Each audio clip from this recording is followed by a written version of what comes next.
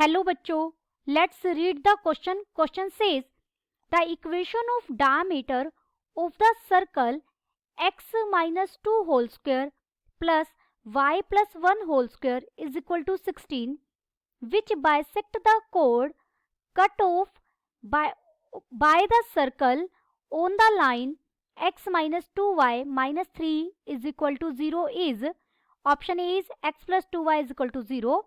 Option B is 2x plus y minus 3 is equal to 0.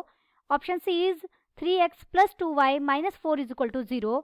Option D is 3x minus 2y minus 4 is equal to 0. First we see the key concept. Equation of a line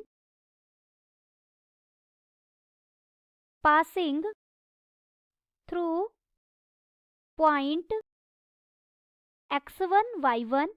कोई line है जो x1 y1 से पास कर रही है and having slope m is, तो उस line की इक्वेशन जिसका स्लोप m है और जो x1 y1 से पास कर रही है, क्या होगी equation? y minus y1 is equal to m into x minus x1. Given question में हमें डायमीटर की इक्वेशन फाइंड आउट करनी है. डायमीटर भी तो एक लाइन ही है, और किस सर्कल का डायमीटर? इस सर्कल का. Given circle is x minus 2 whole square plus y plus 1 whole square is equal to 16. Compare it with standard form. Standard form क्या है सर्कल की? x minus h whole square plus y minus k whole square is equal to r square. इस standard form में हमारा centre क्या होता है? h comma k, और रेडियस क्या होती है? Radius is r. तो अगर हम इसके साथ कंपेयर करें तो सेंटर ऑफ गिवन सर्कल, हमें गिवन सर्कल का सेंटर मिल जाएगा इज 2 कोमा माइनस 1, और रेडियस क्या मिलेगी सर्कल की? 4. क्योंकि यहाँ 16 है, इसे 4 का स्क्वायर लिख सकते हैं, तो रेडियस r यानी 4 हो जाएगी. अब देखिए, ये कोई भी सर्कल है, इस सर्कल का सेंटर क्या मिला है हमें? 2 कोमा माइनस 1, और हमें डायमीटर की इक्वेशन फाइंड आउट करनी है. सीधी सी बात है, डायमीटर या तो चाहे हम ऐसे लें, कैसे भी लें आप डायमीटर. डायमीटर ग्रेटेस्ट कोड होती है और हमेशा सेंटर से पास करेगी. ये सब डायमीटर हैं. हमें एक ऐसे डायमीटर की इक्वेशन फाइंड आउट करनी है जो given code x minus 2y minus 3 को बाइसेक्ट कर रहा है. मान लीजिए ये मैंने कोड ली AB, इस कोड को ये डायमीटर बाइसेक्ट कर रहा है. तो सीधी सी बात है, ये डायमीटर सेंटर से तो पास करेगा अगर सेंटर को हम O कहें तो. और यहां हम एक रिजल्ट यूज करेंगे. पहले मैं इक्वेशन ऑफ कोड लिखती हूं. गिवन इक्वेशन ऑफ कोड क्या है? Is x minus 2y minus 3 is equal to 0. डेट इज, इसे डेट इज करके हम लिख सकते हैं. यहाँ हमारी इक्वेशन क्या हो जाएगी? 2y is equal to x minus 3, और y इक्वल हो जाएगा x बाय 2 माइनस 3 बाय 2 के. ये हमने कोड की इक्वेशन बना ली. दी हुई थी हमें, उसी की मैंने सिर्फ फॉर्म चेंज की है. परपेंडिकुलर, हमारे पास एक रिजल्ट है क्या? परपेंडिकुलर ड्रॉन टू कोड फ्रॉम सेंटर बाइसेक्ट इट. यानी कोई भी अगर आप सेंटर से परपेंडिकुलर ड्रॉ करेंगे, वही इस लाइन को किसी भी कोड को बाइसेक्ट करेगा. किसी सेंटर से आपने परपेंडिकुलर ड्रॉ किया, सेंटर से लिया है, या मैं से कहूँ यहाँ से ये पूरा एक ही तो सेंटर सर्कल लाइन है. ये लाइन AB पर क्या है? परपेंडिकुलर है, क्योंकि हमें सिर्फ स्टेटमेंट में दिया गया है बाइसेक्ट किया है. बाइसेक्ट कर रही है तो डेफिनेटली ये परपेंडिकुलर होगी.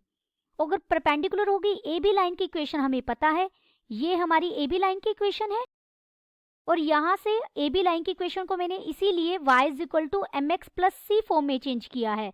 तो यहाँ से हमें m कितना मिल गया, स्लोप कितना मिल गया 1/2, यानी गिवन कोड का स्लोप कितना है 1/2।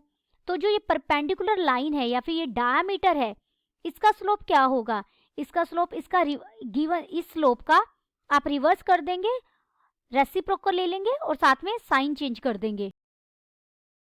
हेंस डायमीटर विच बाइसेक्ट, डायमीटर जो बाइसेक्ट कर रहा है, जिसकी इक्वेशन हमें फाइंड आउट करनी है, बाइसेक्ट किसे कर रहा है, कोड को, इज परपेंडिकुलर टू इट। तो डायमीटर परपेंडिकुलर होगा स्लोप ऑफ गिवन कोड,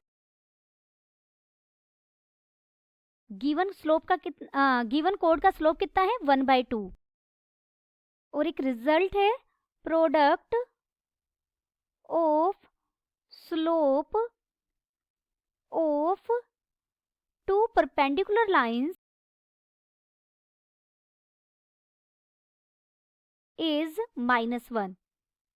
यानी कोई भी दो लाइन है, मान लीजिए ये लाइन है, एक है ए बी और एक है सी डी। अगर ए बी और सी डी परपेंडिकुलर है तो स्लोप ऑफ ए बी जो होगा, स्लोप ऑफ ए बी को अगर मैं m1 कह रही हूँ और स्लोप ऑफ सी डी को हम m2 कह रहे हैं, तो m1 इंटू m2 की प्रोडक्ट क्या होगी, -1 होगी। तो हम ये भी कह सकते हैं m2 इक्वल होगा -1/m1 के। This implies slope of diameter, diameter का स्लोप क्या हो जाएगा, -1 बाय स्लोप ऑफ कोड। इसे आप रखेंगे तो ये हमें -2 मिल जाएगा। Therefore equation of diameter passing, centre से पास कर रही है, पासिंग थ्रू सेंटर क्या था हमारा 2, -1 एंड हैविंग स्लोप -2 इज, क्या इक्वेशन बनेगी, y -y1 करेंगे तो ये +1 हो जाएगा, is equal to -2 into x -2, यानी ये इक्वल हो जाएगा y +1 is equal to -2x और +4 हो जाएगा। डेट इज, इसे हम सोल्व करेंगे तो ये बन जाएगा 2x + y -3 is equal to 0। This implies option B is correct.